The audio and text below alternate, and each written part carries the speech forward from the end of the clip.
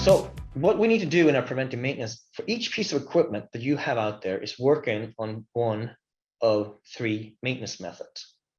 So the maintenance methods available that you have to pick between, in some cases you can argue you can do a combination, but either you can operate an equipment to breakdown.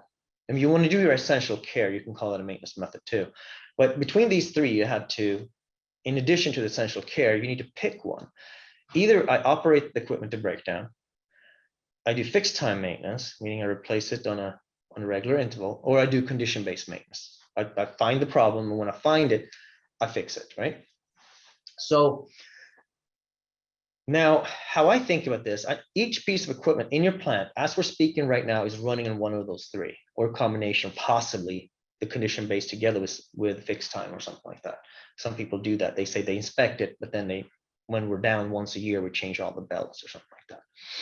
So I think about, well, if I'm going to pick this and I go through the documentation, I'm going to say, okay, can I do operate to breakdown this piece of equipment? Well, often in my world, that's hard to do, right? It's too expensive. Fixed time maintenance, well, I don't know the life. Well, then I know condition-based maintenance. And then I implement condition-based maintenance. If I can't technically do that, the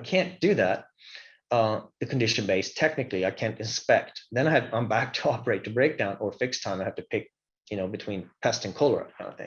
Yes, fixed time is like I change it out every 6 months. I'm going to replace oil every 6 months, or I'm going to replace something on a fixed time just every 6 months, every 2 years, rebuild it, whatever.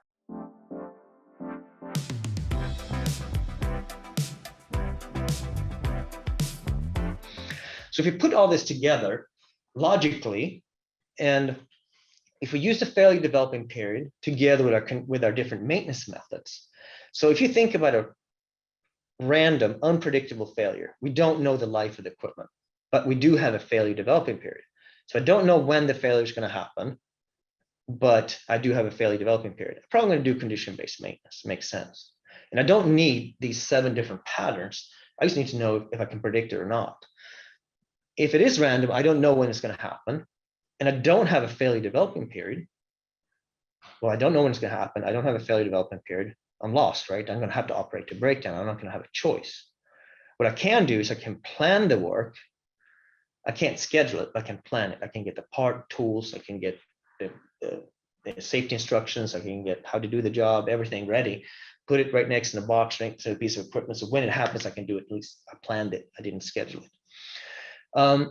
If I do know the failure developing, if I know the life somewhat on the piece of equipment and I have a failure developing period, like our car tires, typically we do condition-based maintenance unless it's very expensive to do that. There's some instances where we know the life, but it's very expensive to do condition-based maintenance.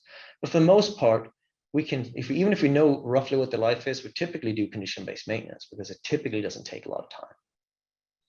If we know the life and we don't have a failure developing period, then we typically do fixed time maintenance. Say, okay, let's just do it every so often, right?